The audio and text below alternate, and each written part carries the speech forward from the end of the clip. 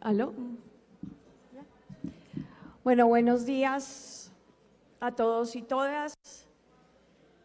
Quisiéramos primero recordar el propósito de esta audiencia pública. Esto se enmarca dentro del trámite de la licencia ambiental. Y en ese trámite de la licencia ambiental, como ministra de Ambiente, decidí solicitarle a la Corporación Autónoma Regional de Cundinamarca que se hiciera audiencia pública ambiental para garantizar que esta decisión, que no es una decisión menor en términos del futuro ambiental de Bogotá y la región, tenga el espacio de debate público, la información suficiente, el acceso al expediente de la licencia ambiental por parte de todos los ciudadanos interesados, los terceros de este gobierno y del Sistema Nacional Ambiental todo, es cumplir con el acuerdo de Escazú que garantiza que las decisiones ambientales, participación, transparencia, sino que haya una internalización en el debate público de los impactos ambientales de corto plazo y a futuro, para que las decisiones públicas sean tomadas con responsabilidad. Al Sistema Nacional Ambiental y las autoridades ambientales nos corresponde constitucionalmente proteger las funcionalidades ecológicas de los territorios. Porque es desde la funcionalidad ecológica que se garantiza la supervivencia de los habitantes. Y por lo tanto es una altísima responsabilidad que merece un debate integral, participativo, profundo, del entendimiento de las consecuencias de los mismos. No necesariamente ha sido así.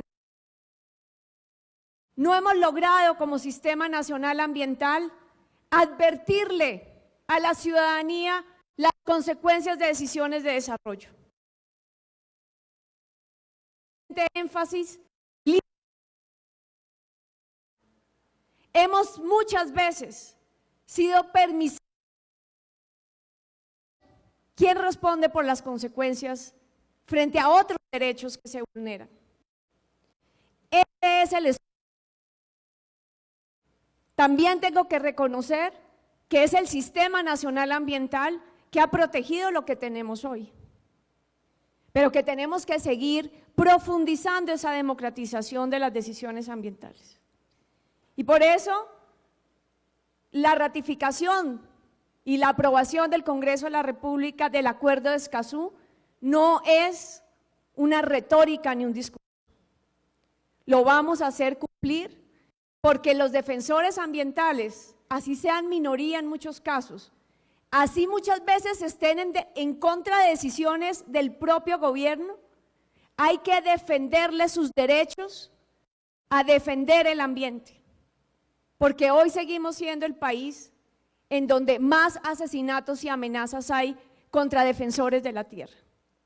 Y esa es otra prioridad de este gobierno y está en el espíritu de la convocatoria de esta audiencia pública. En todo el país, los defensores ambientales son calificados de opositores al desarrollo.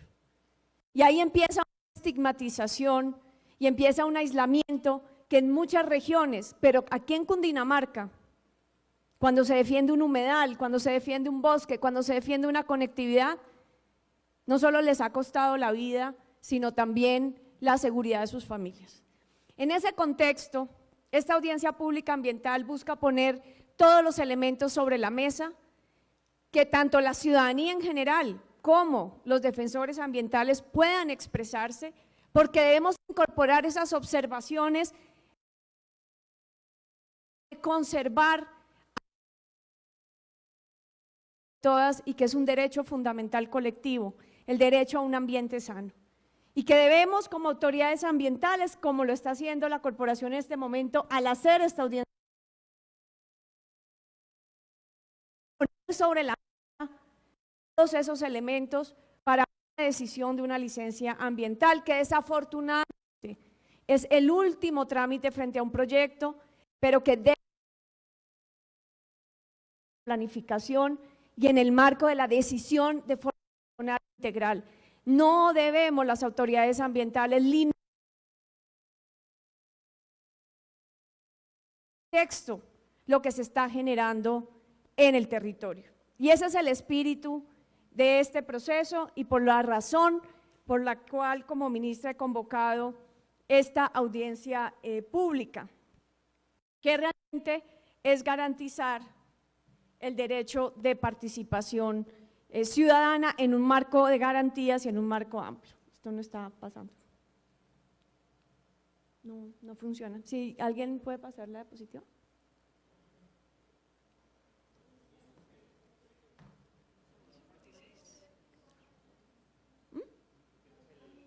Sí, pero no me… ¿Cuál es? Ah, bueno, ahora sí, vamos a ver. Ah, sí, muy bien. Muy bien.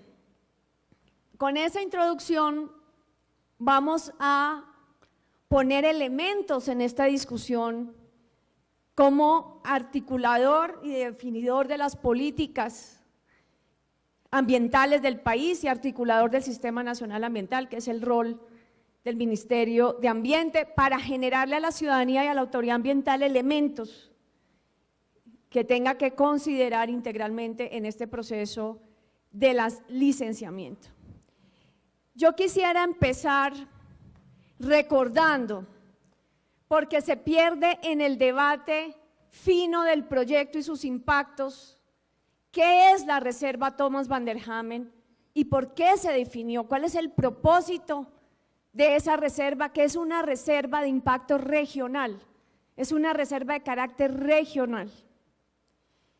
En el año 2000 fue el Ministerio de Ambiente, frente a la no concertación del POT de Bogotá, el que ordenó a través de dos resoluciones que están en el tiempo, la 475 y la 621, que se declarara la Reserva Thomas van der Hamen.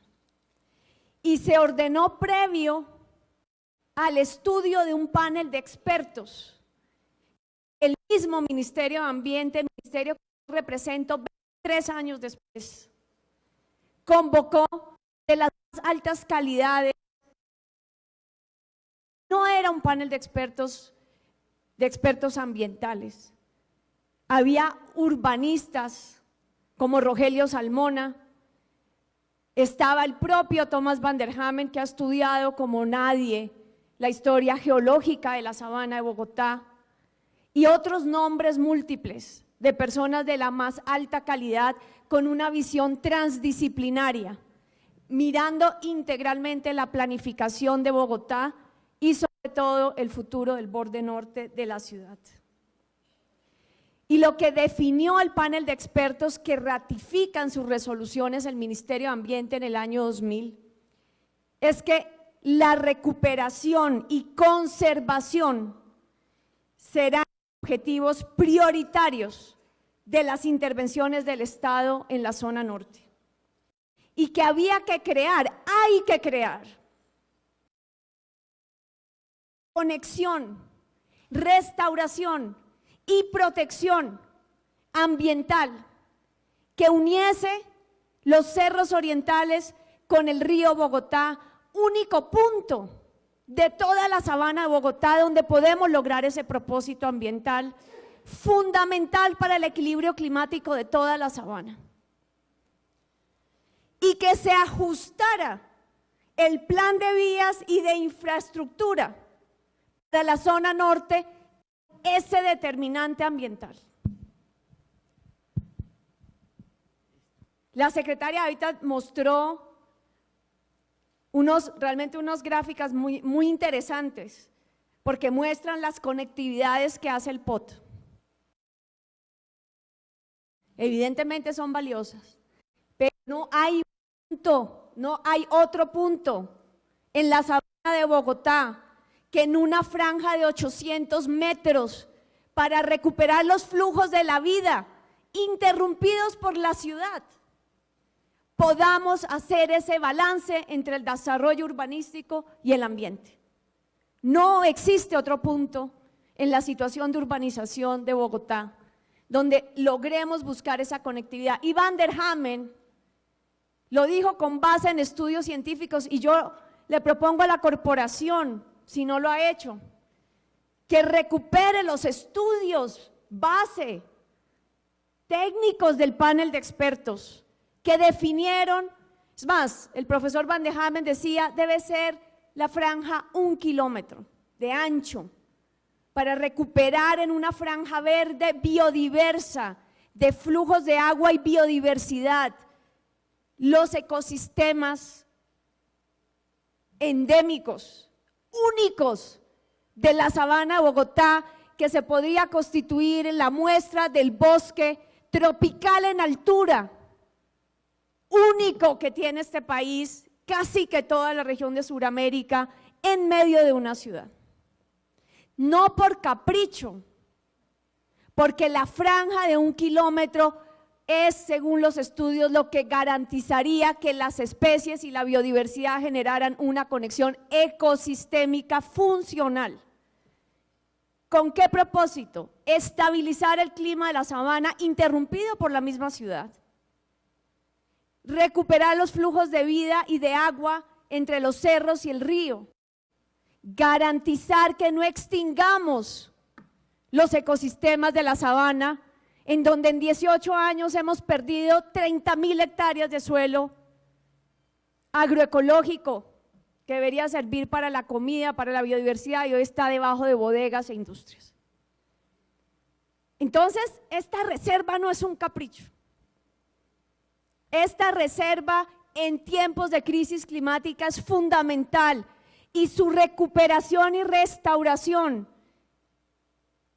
y volver a que emerjan ecosistemas prácticamente en extinción en la sabana es una obligación de todos y todas con estas generaciones y las futuras, para el balance ambiental de la sabana en una conglomeración urbana de casi 10 millones de habitantes. En el 2011, 11 años después, la Corporación Autónoma no había acogido la decisión del Ministerio de Ambiente y no había declarado la reserva. Fue el candidato Gustavo Petro quien puso una acción de cumplimiento. No, estoy hablando históricamente. Estoy hablando, fue a partir de una acción de cumplimiento que se obligó a la corporación por orden de un juez a declarar la reserva, que ya había sido la orden desde el año 2000. Dimos 10 años declararla y recuperarla. Y solo bajo la orden de un juez, año 2011, la Carla declara. Y en un trabajo conjunto del distrito con la corporación se formó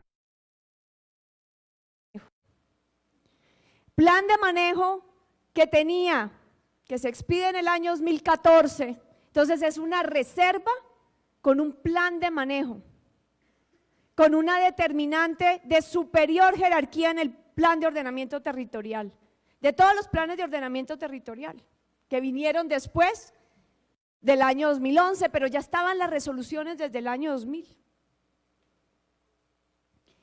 Y ese plan de manejo define cómo se va a desarrollar la reserva desde la perspectiva ambiental, tomando en cuenta que en la reserva había industria, tomando en cuenta que en la reserva había cultivos, tomando en cuenta que en la reserva había vivienda, colegios. Se hace un plan de manejo con una participación de 3 años para que el Consejo Directivo de la CARE en el año 2014 lo expidiera.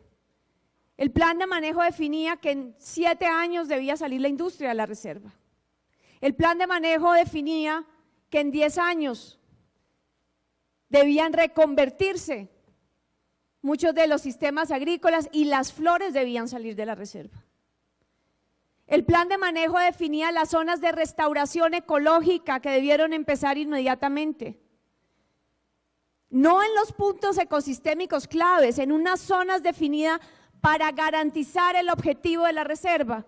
¿Cuál es el objetivo de la reserva? Recordemos, una franja de 800 metros para conectar los cerros orientales ecológicamente con el río Bogotá y recuperar ecosistemas prácticamente perdidos de la sabana, que permitan la estabilidad climática de la sabana y que permitan los flujos de la vida para garantizar un balance entre una gran urbe y la sabana de Bogotá. Porque si no, esos flujos de la vida se van a extinguir y eso tiene consecuencias. Es en el 2017, 3 años después, que se plantea el Plan Zonal del Norte.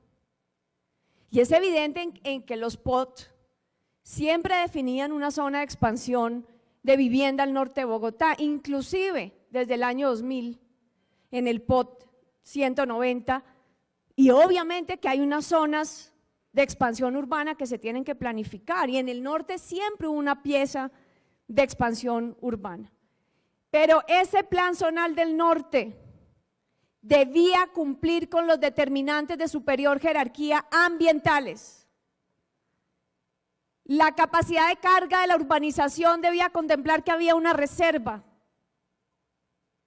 Las vías, como lo dice el plan de manejo, como lo dice la definición de la reserva, deben adecuarse a la existencia de la reserva. No la reserva ser sacrificada por una expansión planificada después de la reserva. Es el determinante ambiental y no es cualquier determinante ambiental. Es un determinante ambiental crítico para la estabilidad ambiental y climática de la sabana de Bogotá. Y en el 2021 viene el POT. Se ha dicho aquí que la avenida Boyacá ha estado como reserva vial en todas las versiones de planes de ordenamiento territorial. Pero lo que no se ha dicho es que esa reserva hasta el último POT era una B4, vía rural, que no existe hoy y que porque esté en el POT no se tiene que hacer, porque está sobre una reserva. En ningún otro momento se ha solicitado sustracción de la reserva para ampliar la Boyacá. Y una vía rural B4 no es lo mismo que una vía de 69 metros con espacio para 12 carriles. No es lo mismo. Entonces no se puede decir que esto es, que la Boyacá en la dimensión que se está planteando es una determinante que viene desde el año 2000 y que es un propósito de ciudad. La movilidad, lo dijo desde el año 2000, las resoluciones del Ministerio de Ambiente se debe adaptar a la reserva, no al revés. Y vamos a ver un poco qué decía ese plan de manejo ambiental de la reserva, que estaba previo al Plan Zonal del Norte y previo a este determinante ambiental. En los lineamientos generales se dice claramente que lo que se debe buscar es la mitigación de impactos sobre la reserva forestal. O sea, hay algunas vías que tiene la reserva, que ha tenido porque la reserva tiene unas vías. Que se debe evitar el fraccionamiento de la reserva, ese es uno de los puntos claves.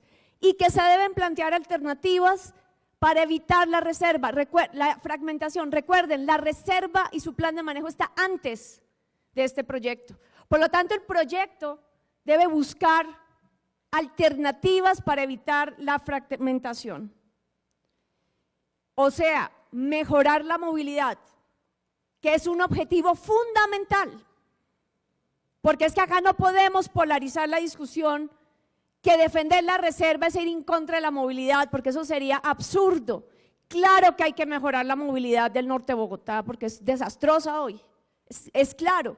La pregunta es cómo lo hacemos para garantizar el objetivo y el propósito de la reserva Thomas van der Hamen, franja de 800 metros, lo más continuamente posible, no fragmentada, para recuperar la estabilidad ecológica de la sabana y cómo mejoramos la movilidad. Y por eso deben estudiarse alternativas para el tema del tráfico. Yo creo que la corporación, que es la administradora y la que expidió este plan de manejo ambiental, debe analizar esta licencia en el marco de la misma objetivo que el Sistema Nacional Ambiental tiene para la Sabana de Bogotá. Debe hacer respetar el plan de manejo ambiental de la misma corporación administradora de este plan de manejo. Y obviamente dice el plan de manejo en su artículo 20 y 21 que si se va a pasar una vía se puede hacer una sustracción, eso se puede hacer en todas las reservas. Pero eso no es un impacto menor, una sustracción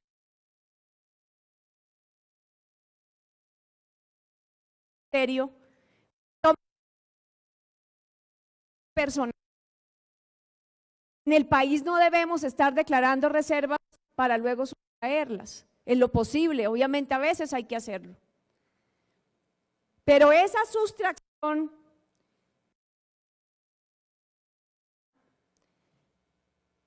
en su artículo 21 debe buscar alternativas para la no fragmentación antes. Eso lo dice el plan de manejo ambiental. Que el 61% del trazado de la avenida Boyacá se superpone con zonas de preservación y restauración en las que la construcción de vías nuevas está restringida. En el diseño de la reserva, estas zonas por donde pasa por encima de la reserva La Boyacá no son cualesquiera zonas. Son zonas que 9 años después del plan de manejo ambiental deberían hoy estar restaurando la reserva y su conectividad, las hectáreas de restauración y preservación que el plan de manejo ambiental. Y por lo tanto tienen que ir al trámite de sustracción. Y aquí quiero decir algo que se ha dicho en las intervenciones, que si la licencia se niega, la sustracción no tiene efecto. Entonces no es cierto que este debate no sea también de la sustracción. El impacto de no habilitar esta licencia es que lo sustraído por la Corporación Autónoma en su consejo directivo regresa a la reserva. Y lo hablamos claramente en el consejo directivo, porque yo solicité,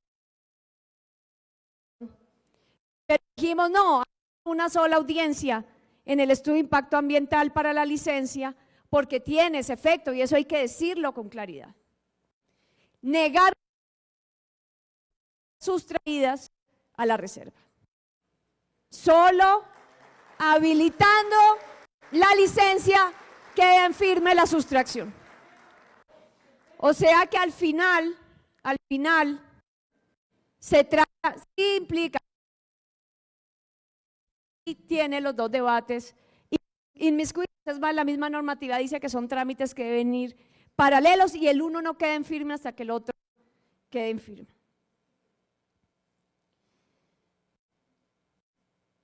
Y por lo tanto el Sistema Nacional Ambiental tiene un instrumento que nos permite dirimir esto a tiempo y que la corporación decidió negar. Y yo le sugiero respetuosamente a la audiencia, a la corporación, que reconsidere esa decisión, porque no estamos hablando de 20 hectáreas, estamos hablando de la fragmentación de los 800 actividad entre los cerros orientales y el río Bogotá, franja definida para la estabilización climática. A la corporación que en su evaluación del impacto ambiental mire los impactos en escenarios climáticos de esta decisión. Es el diagnóstico ambiental de alternativas, que precisamente cuando tenemos un conflicto que en una ciudad tan urbanizada como esta se nos presenta todos los días, pero en una decisión ambiental tan importante, debemos todos como sociedad mirar cuáles son las alternativas. Y eso tiene dos caras, director: el método constructivo, pero también el trazado. ¿Cuál puede ser la alternativa para no Y quiero hacer aquí categórica. Si bien el diseño que hay hoy contemplado flujos de agua, por eso utiliza materiales permeables, busca, y eso digamos, mejora que no hubiera, obviamente, eso hay que decirlo, pero es que estamos dejando un espacio para una vía futura de 12 carriles.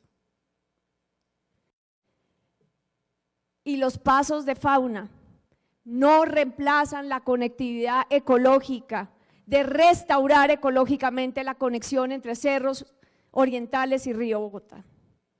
No se va a poder generar la reconstrucción de los ecosistemas de la sabana sobre una autopista. No se va a cumplir el objetivo ambiental por el cual fue declarada la reserva. Y esta reserva tiene un rol importante en la estabilidad ambiental de la sabana. Y por lo tanto, si hagamos esa mitigación, hay que aceptar, como ya lo hizo la autopista norte, y estamos de acuerdo con la decisión del distrito de elevar la autopista norte, a ver si reconectamos el humedal Torca-Guaymaral. Pero si decimos que la autopista norte ya fragmentó, porque además hay un lado de la reserva de este lado de la autopista y otro lado, y decimos con claridad que ya fragmentó, ¿cómo no vamos a decir que poner un espacio para una vía futura de 12 carriles no va a fragmentar aún más? No podemos decir que no, ese es su impacto ambiental más crítico.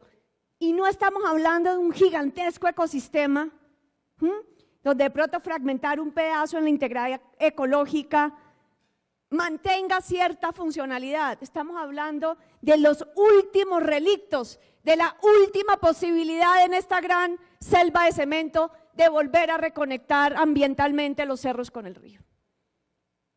¿Y lo hacemos o no lo hacemos? Es una decisión así de crítica, de real, de material. No da para las pequeñas compensaciones. Ojo, hay más compensaciones que se van a hacer en donde la CAR debía ya haber restaurado, en el ecosistema que ya está, no en la recuperación de la conectividad estratégica, propósito de la reserva. Este es el punto fundamental. Y tenemos que mirar con los vecinos y las juntas, porque nadie está diciendo que no hagan lagos de Torca. Tenemos que mirar cuáles son las conectividades de movilidad, porque eso también es un problema que hay que resolver. Pero no sacrifiquemos un objetivo ambiental estratégico de la sabana sin haber visto con cuidado las alternativas.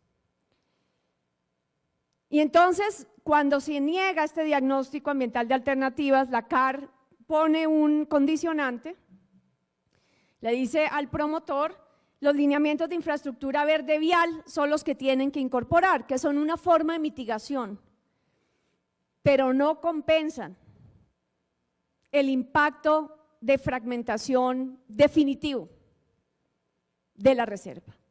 Ya con esta ampliación de la Boyacá, no vamos a poder generar la franja de 800 metros entre cerros y río y generar el objetivo de la reserva. Y aún siguiendo esos lineamientos de infraestructura verde vial, básicamente dice, primer punto, identificar trazados que eviten o minimicen la superposición con áreas de especial importancia ambiental. Eso es lo que debemos buscar. Miren, si al final, como dijo la secretaria de Hábitat, no se encuentra otro trazado, nosotros creemos que sí hay, y el ministro de Transporte va a mostrar algunas alternativas, o por lo menos alguna secuencia de alternativas, pero supongamos que no. Las alternativas implican también otros métodos. Sí, como dijo el estudio de impacto ambiental que expuso aquí el operador, los acuíferos están a gran profundidad, entonces ¿por qué no elevar la vía? para permitir la restauración ecológica por debajo. Tanto en el método constructivo como en el trazado pueden haber alternativas que nos permitan mejorar la movilidad y cumplir el objetivo ambiental de la reserva. No sacrifiquemos uno de los objetivos de recuperación ambiental de la sabana y busquemos alternativas. Ese es uno de mis principales mensajes para la corporación. Y claro, aquí se utilizaron algunas de las medidas de mitigación que dice estos lineamientos. ¿Por qué no se consideran alternativas de trazado, viaductos, túneles? Y esta área, vuelvo a ratificar un poco este punto, lo que es más rojito en el mapa, muestra las áreas donde hoy las especies, ojo, sin restauración, como dicen algunos, sobre los potreros será, pero aquí me pareció la presentación del regulado, fue interesante al mostrar las afectaciones a fauna, no hay fauna. Lo más rojito es por donde las especies tienen más movilidad, hoy sin restauración. Y fíjense cómo la vía precisamente afecta a uno de esos puntos. Y esa movilidad, si ven, entre el rojito donde está la vía y el rojito abajo, esto es lo que tenemos que reconectar ambientalmente para generar esa franja con la parte de abajo más rojita y todo el borde que ya está más rojito. No son 1.500 y pico de hectáreas, ese es el tamaño total de la reserva. Son 634 hectáreas estratégicas de recuperación ambiental y restauración que conectan y cumplen el propósito, y por ahí es donde va a pasar la vía, que va a evitar ese objetivo ambiental. O sea, otra petición para la CAR en su análisis. Acá los impactos se hicieron sin la restauración. Y eso, qué pena lo que voy a decir con la corporación, es una declaratoria de omisión de las responsabilidades de la corporación autónoma. Desde el 2014 tienen el plan de manejo ambiental para hacer el plan de restauración ecológica y cumplir la función. El plan de manejo ambiental es un instrumento vinculante, no es si quiero, si puedo. Lo dijo bien la secretaria ahorita, pueden haber muchas formas de cumplirlo. Cuando yo fui secretaria de Ambiente, decidimos hacer un plan para comprar las 630 y pico hectáreas, como compramos durante 10 años el parque Entre Nubes, predio a predio, y ahí se fue generando una gran zona verde para el sur de la ciudad. Y se dejaron 120.000 millones de pesos del presupuesto distrital para comprar los predios. Pero también se pueden hacer acuerdos de conservación, pero también se pueden hacer derechos de edificabilidad, eso todo está bien. El problema es que no se ha restaurado la reserva en su propósito de conectividad.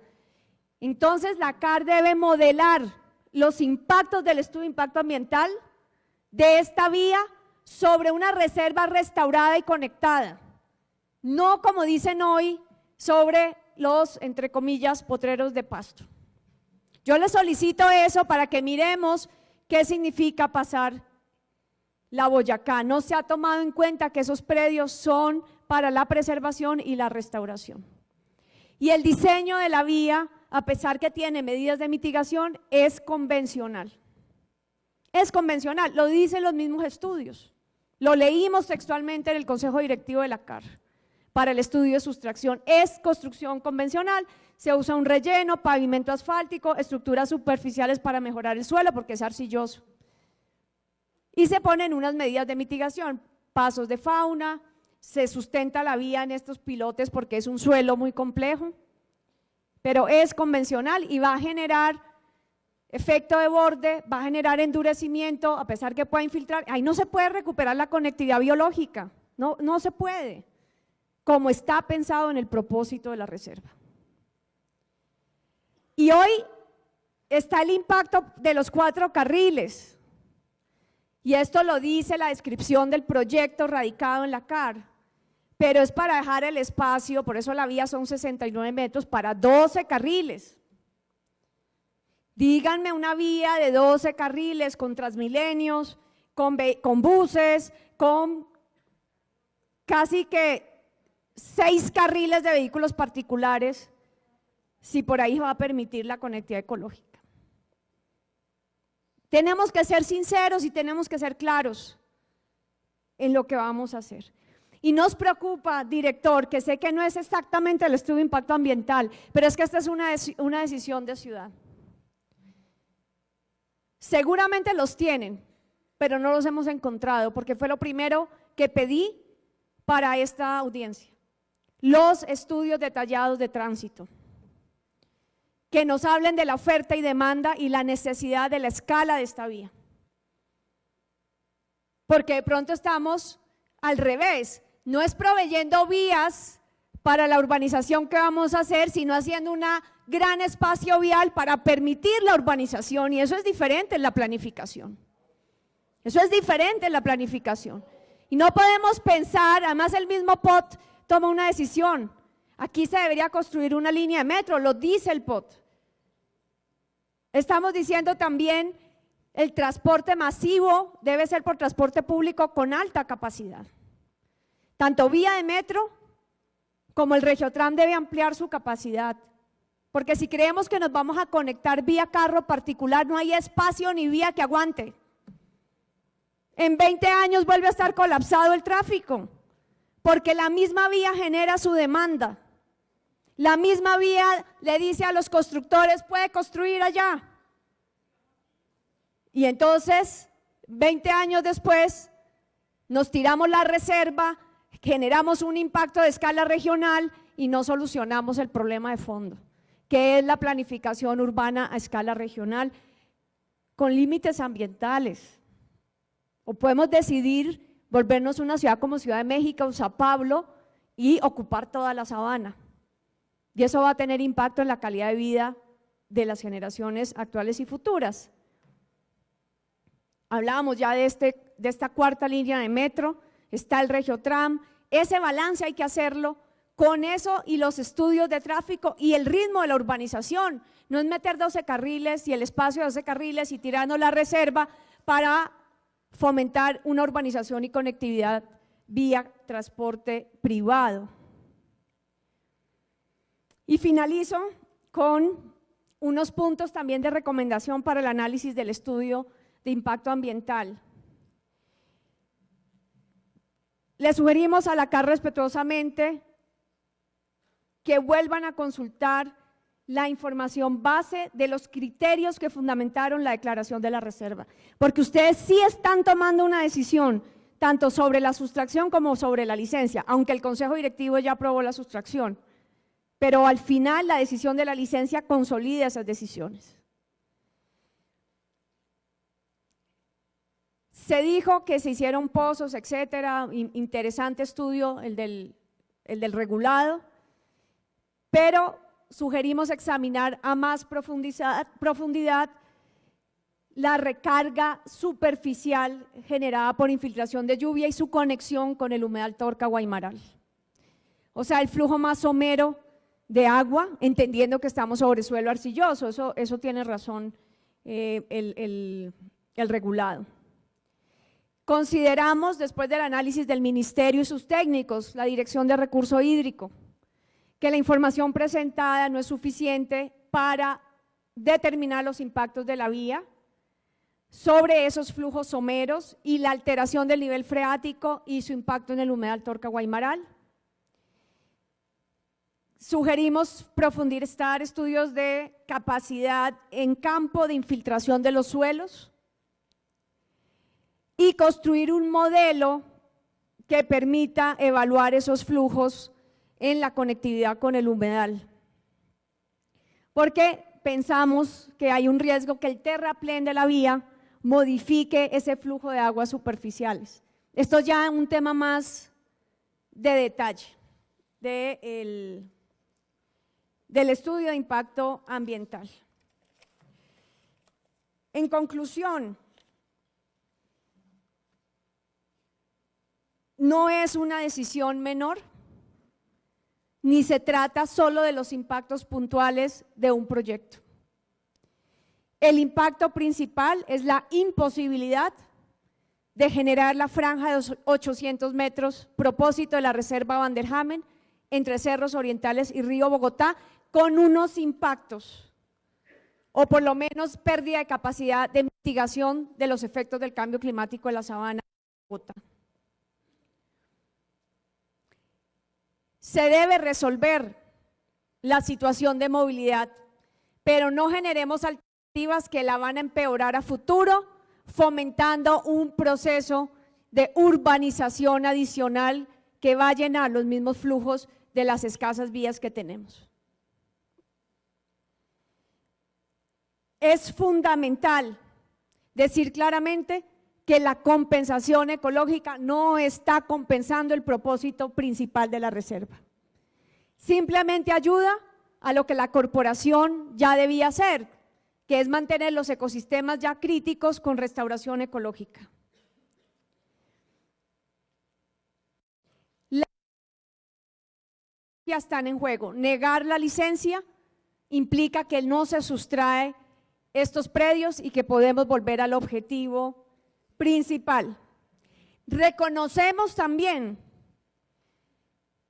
que el distrito evitó una fragmentación aún peor de la que está planteada hoy, porque sí es cierto que el Plan Zonal del Norte hablaba, y el POT en discusión en el 2019 hablaba de 10 vías que fragmentaban, y consideramos que ese es un paso correcto, pero esta decisión también tiene un impacto fundamental en conservar el último punto de toda la sabana de Bogotá para recuperar la conexión Cerros Orientales, Río Bogotá. Y finalmente, las medidas de mitigación no resuelven el problema de fragmentación definitivo. No lo resuelven. Y por lo tanto, yo sugiero que la corporación evalúe esto en su contexto más amplio, que no se supediten respetuosamente solamente a los impactos puntuales y al cumplimiento de requisitos, porque esta es una reserva que ustedes declararon, este es un plan de manejo que ustedes definieron, con participación ciudadana entre el año 2011 y el año 2014. Y es nuestro deber como Sistema Nacional Ambiental garantizar la funcionalidad ecológica presente y futura de los territorios de nuestras jurisdicciones. Muchas gracias. Con esto le voy a dar un espacio en los 15 minutos que quedan de la intervención al ministro de Transporte, porque consideramos que es importante también mostrar que nos interesa, no solo mostrar, sino que en realidad nos interesa la realidad de la movilidad. Entendemos el padecimiento, todos vivimos ese padecimiento porque vivimos en esta ciudad, y claro que hay que darle salida, pero creemos que hay que compatibilizar nuestros objetivos ambientales. La inversión en lo ambiental no es un gasto. Al igual que hay que invertir en las vías y en la movilidad, hay que invertir dineros públicos también en la conservación ambiental. Ministro. Colombia, potencia de la vida.